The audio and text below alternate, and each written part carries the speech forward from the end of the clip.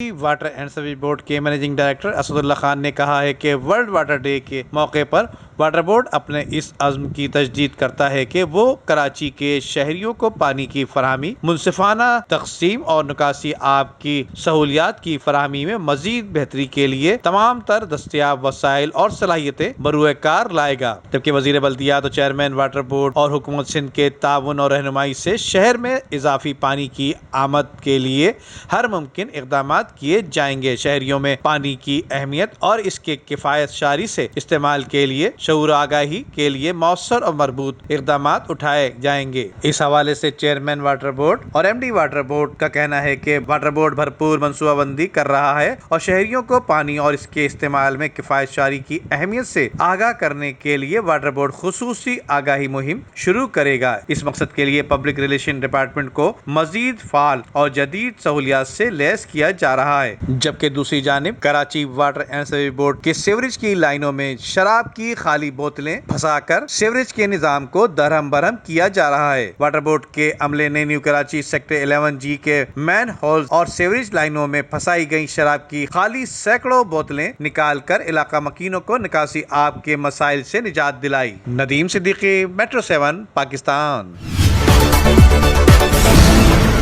Video को like करके Facebook और व्हाट्सएप के जरिए दूसरे लोगों के साथ शेयर कीजिए और ऐसी ही खूबसूरत वीडियोस फ्यूचर में हासिल करने के लिए रेड बटन पर क्लिक करके और बेल आइकॉन को प्रेस करके हम सबके सब्सक्राइबर बनना मत भूलिए।